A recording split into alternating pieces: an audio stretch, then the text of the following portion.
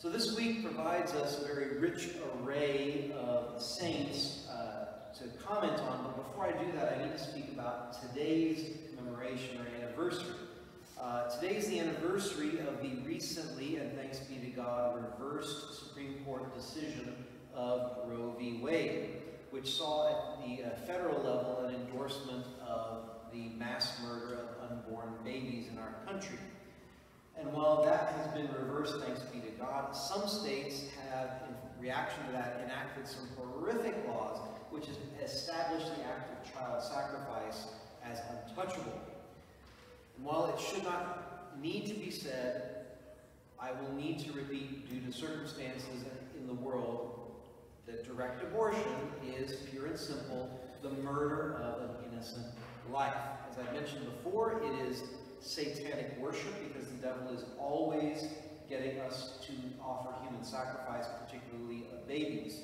It is horribly damaging to the mothers who are born and to the fathers of those babies, but not nearly as bad as to the mothers. And it is the reason why our nation and most of the world live under the influence of the devil, because we have enslaved ourselves to him by our society practicing and defending such evil. So the designation for this anniversary by the U.S. bishops is Day of Prayer for the Legal Protection of Unborn Children. Because today is Sunday, they're transferring it to Monday. And I want to add two comments to that title for practical purposes. One is, don't just pray. Please pray, but don't just pray. You need to offer sacrifices, fasting, and other mortifications, which the science of the saints teaches us, founded in the scriptures, adds power to our prayer. So don't just pray, but offer things up deliberately for these prayers. And secondly, it's far more than just prayer for legal protection for unborn children. We certainly want that, absolutely. But abortion is far more multifaceted than that. So what I mean by that is, pray for their legal protection, but also pray that it's, and with that, that abortion is just simply outlawed, as it all murder should be. But also pray for the conversion of all those who support abortion, either ideologically or actually practicing it, because we do want the salvation of all. And finally, and almost most importantly, pray for all those who have been hurt by abortion, whether that's the mother directly, the father of the child, anyone else. Those require a lot of praying as well. And again, if you yourself have had an abortion, you do not have to suffer alone. First of all, God is merciful, and if you are repentant, then you have the sacrament of confession and God's grace to help with that. And if you still need to help with dealing with that trauma, then please see us, and we will find some place that we can send you to get the help you need on that. But you do not have to suffer that alone. So who are we celebrating this week among the saints? Well, the 23rd is commemorating the espousals of the Blessed Virgin Mary. It's not a universal feast, but in some places. We also have on the 24th the modern feast of St. Francis de Sales, and he is especially known for his writings, his spiritual writings. His most famous is Introduction to the Devout Life, and rightly so. It's a must-read for beginners. But we also have a number of his other works as well. For example, the following I'm going to read to you is from a book called Roses Among Thorns, which is an analogy of spiritual advice found in various letters. He says in this first part of the book, all of the seasons of life come together in the soul. We want it always to be spring and summer, but there must be vicissitudes of the interior life as well as the exterior.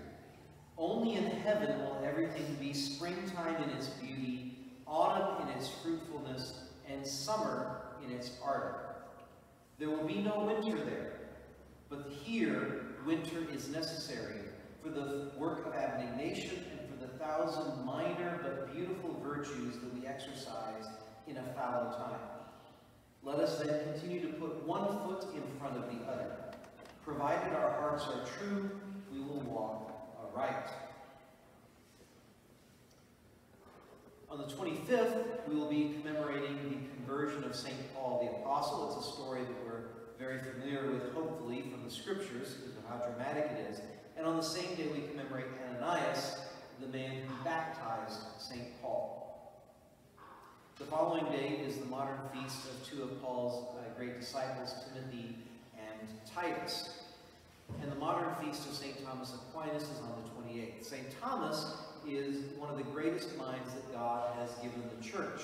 He was both very holy and very intelligent, and spent most of his time in prayer, study, and teaching. If you know nothing else about St. Thomas, you know of his great devotion to the Most Blessed Sacrament. Why is that? Because, by order of Pope Urban IV, he compiled the Office of the Blessed Sacrament, which the Church uses to this day for the feast of Corpus Christi. And you're familiar with the hymns and the collect of that office, and then subsequently that Mass, because the next to last verse of one of those hymns begins O Salutaris Ostia, and the next to last verse of the other one begins Tantum Ergo. So we're familiar with those from benediction. He's famous for having many written works as well, as especially the Summa Theologiae and the Summa Contra Gentiles. Now, as I was reading the lives of the saints for this week, I was very much reminded of one of Solomon's lines in his Proverbs, where he says, and you're familiar with it probably in some form, "Train children in the right way, and when old they will not stray." Several of the saints this week give us good examples of this. So, for example, St. Paul, even before his conversion, he was raised as a very devout Jew, a Pharisee, with all of the religious, human, and intellectual formation that entails. Father Butler notes of this, it was a rule among the Jews that all their children were to learn some trade with their studies, were it but to avoid idleness and to exercise the body as well as the mind in something serious. There's actually a footnote to that where he adds the commentary of a rabbi that says, "Parents who do not do this are as good as robbers." So it's important that children learn to work, obviously according to their age and ability, from the earliest ages, and not simply be treated like pets. By that I mean fed, watered, potty trained, and made sure they don't do any real damage until they can go and earn some money. They need a real formation. We know that St. Paul, for example, tells us at one point that he was a tent maker. So that is very important that we learn, that we teach our children all of these basics, including the basics of having a job. But with St. Francis de Sales, we can see the point more clearly. His mother was extremely solicitous that he not be tainted by any vice. Now, that doesn't mean that we can lock our children in the closet until they're adults, hoping that nothing bad ever happens to them. That's very bad parenting. But we do want to be careful of not letting them be exposed to evil unnecessarily. She taught him a grateful respect for holy things, and she read him the lives of the saints. She also took him with her when she went to distribute alms to the poor. Might be a good idea for the St. Teresa apostolate, perhaps. Take some of the school children and shifts over there to work on that. And he was sent to school, very young as many were, where he continued to pray and to study the lives of the saints, but he also learned philosophy, rhetoric, Greek and Hebrew, as well as how to ride, which is a horse obviously, to dance, and we want to emphasize purely, and to fence, that is with a sword, not putting up fences, although that's a perfectly good thing for you to teach your children how to do, as long as you know how to do it. And like St. Thomas Aquinas, he studied as much at the foot of the crucifix as in books. Now, as already said, St. Thomas is one of the great minds that God has given the church, but we see in his formation, particularly the formation of his intellect. The Count of Aquino, his father, took him to the Abbey of Monte Cassino when he was 5 years old to start his education. And when he was 10 years old, the abbot told his father it was time to send him to university. Now, I'm not saying that we need to prepare our 10-year-olds to go to the university. What I am saying is that we don't give our children enough credit. We instead give them things to pacify them, TV and phones and all this other stuff, instead of raising them to their potential. Now, later in his Summa Theologiae, St. Thomas is going to argue that study, the intellectual life, is a worthy pursuit even for a religious order. He says, because it enlightens the mind, it helps the understanding of religious truths, it keeps them from idleness, and of course it helps the teacher, the writer, and the preacher in their work. I'm often asked by the students in our homeschool, and some of the public school students, why they have to do their schoolwork. I'm assuming that's a question that is very unknown by many of the parents. Why do I have to do my schoolwork? I know that many of our students in our public school advance without doing their work. And I know this because then some of them come to the homeschool and they have to be caught up. And we're glad to do so, but it's because of the system. There's also an attitude, especially among many men, because they are able to find gainful employment and provide for their family without having an adequate education, that education is not really that important. In fact, there are many men who actually discourage education. That is extremely shameful. To them I say, that's fine. I'm very glad you know how to work. Work is good. Man was meant to work. But if all you do know how to do is work with your hands, what happens when you have an accident, or you get sick, or you retire? Well, it's usually something very vicious. It usually involves drinking too much, or getting on the wife's nerves too much. No elbowing, please. Thank you. It involves a depression and a feeling of a lack of worth because you're not able to do things that way. So we want to definitely not fall into the trap of not valuing education simply because it's not as practical sometimes. We certainly don't value it because the government insists that our children go in order to receive their formation in the government's image and likeness. But before I say any more about the value of education, I want to make two very important distinctions. The first is that intellectual formation is not the same as academic success. Just because you have good grades, or your child has good grades, does not mean that they are being intelligent. And just because a child has bad grades does not mean that they are not intelligent. I mean, everyone is intelligent in some way, but we have to be very careful using grades as a measure. It is a very artificial way to do it. It can tell you something, but it is not valid. I have children occasionally confess getting bad grades. What they're really confessing is, I got in trouble with my family, and therefore it must be a sin. No. It may be because you are not being taught properly. It may be that you have a way of learning that the schools aren't able to deal with. It may be you have a bad teacher. It may be many of other circumstances, in which case there's no sin whatsoever. Or it could be you're lazy and not doing your schoolwork. Let me make some eye contact here with some of the children, okay? The sin there would not be getting bad grades. The sin would be laziness and disobedience. Did I get on with children? Okay. All right? Grades are not the important thing. It's doing your best with what God has given you. And as parents and teachers, we need to know our children well and help them play to their strengths, and certainly not shame them if they are legitimately doing their best and not getting what what the school thinks should be the highest grades. The other distinction that I want to make is that a college education is neither necessary nor helpful for many people. As important as education is, that degree of education may not actually be. It's an outright lie that is necessary to have a college degree to succeed. In many ways, our colleges and our universities are businesses that no longer exist for actual education.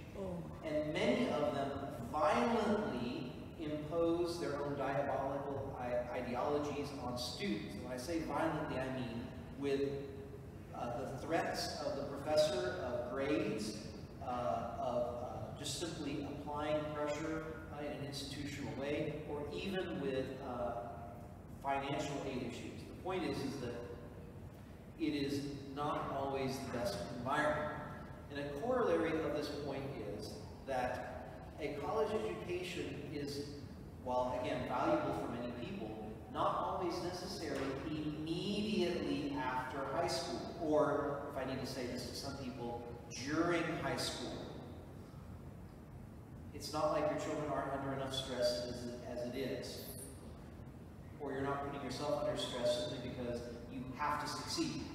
So it's not necessary. Take some time off, take a break, catch your breath. And also, another corollary of the same point is that it's not absolutely necessary to get it done in 4 years or in 3 years, whatever your artificial timeline you have is. Don't put yourself in a situation where you're going to fall into anxiety and depression or drugs or whatever simply because you can't emotionally cope with this false standard that you've given yourself.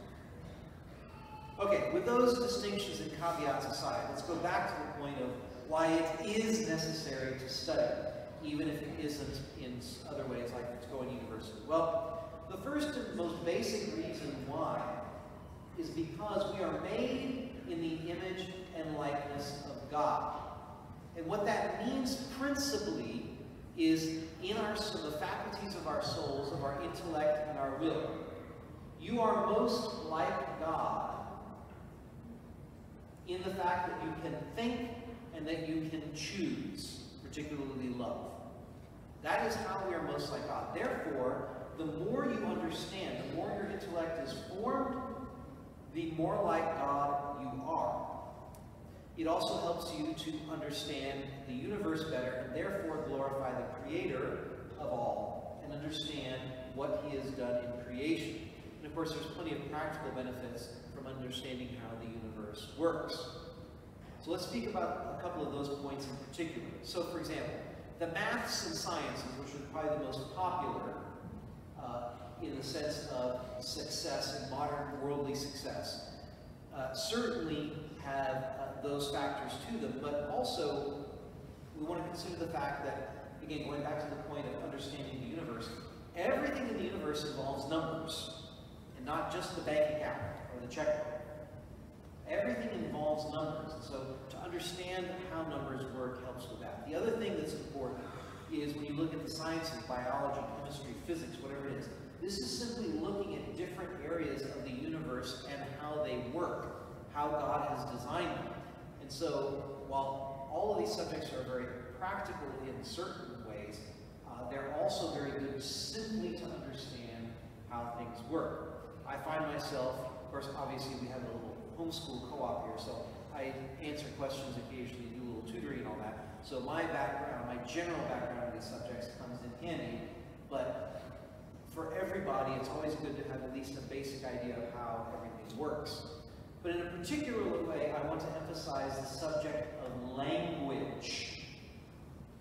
And I'm not talking just Greek and Hebrew like some of the saints studied when they were young.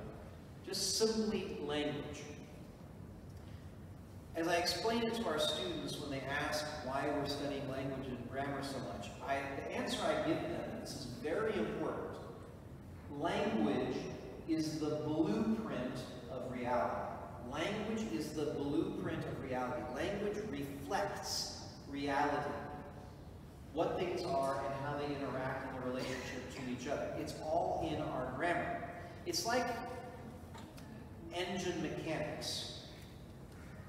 And especially when you look at Latin, which is the most detailed of all the languages, the most inflected. If you understand Latin, then you can take apart and rebuild that engine and understand exactly how it works and do replacement parts and whatever it takes with any language, because Latin is so inflected that you have to understand every aspect of language in general very well. And so it's very important to understand the structure of the language. I know many people probably are still experiencing PTSD from diagramming sentences, but they're doing it with the Seton Homeschool as well, and it is very helpful, as long as a yardstick is not involved. Language is also how we communicate ideas and our very selves. Language is extremely important for that. You can't just use emojis, although they are very helpful. I do like emojis. Relationships are founded on, maintained, or destroyed by language. So language is very important. Now, we're speaking about the formation of children in all these different areas, humanly speaking, spiritually, intellectually, but particularly intellectually. But let's address the question just to end here. What do we do with people who are not formed or not formed well? What do we do with people in our lives who are not living as they ought to? People who don't know Jesus Christ, some of whom don't want to know him. What about people who claim Christ to some degree, but who don't follow him as they ought to? Of course, none of us do completely, but you know, there are bigger gaps than others. What do we do with all of these circumstances?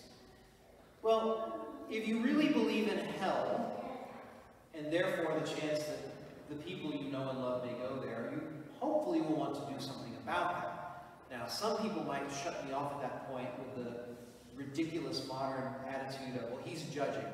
I didn't say anyone particularly was going to hell. I'm just simply saying it exists, and it's a possibility for every single one of us. A very real possibility, because it's really easy to go there. So that's Jesus talking, not me.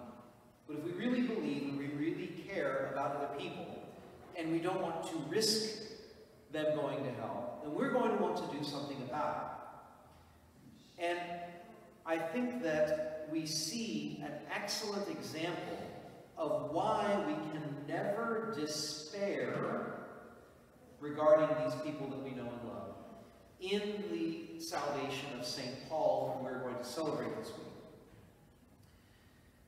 Certainly, some people have accepted this modern, unspoken idea that Jews are basically Christians and therefore they're all saved. But that would be ridiculous to say about any group of people, because there's no guarantee that anyone is saved just because they belong to a particular group. St. Paul himself is going to be very clear that he was evil in what he was doing before his conversion. He was persecuting the Church of Christ. And therefore, as Christ taught him at his conversion, Christ himself. So he knew that. He calls himself the greatest of sinners. But he is, by God's grace, now known as, at least in most of the traditional writers, the apostle. No one else gets that title. He is the apostle. And the fathers of the church ascribe the conversion of St. Paul to the prayers and sacrifice of St. Stephen. If you remember his story, St. Luke notes very carefully, or obviously, that as they are stoning St. Stephen to death, they pile their cloaks at the feet of a young man named Saul. Therefore, Saul is the witness in giving approbation to this murder. And Stephen is praying that this sin not be held against his murderers. In other words, so he's offering himself as he's dying, and he is praying for his murderers. And the fathers ascribe the graces that he merited in that, to the conversion of St. Paul. Now, this is a model for all of those parents, spouses, children, friends, and acquaintances that we have who do not know Christ or follow him in part or in whole. We have to pray deliberately for the people that we want to see saved. We have to offer sacrifices regularly for them, and we cannot give up hope. We have to be patient and humbly accept the way that God works, and when God works, trusting in Him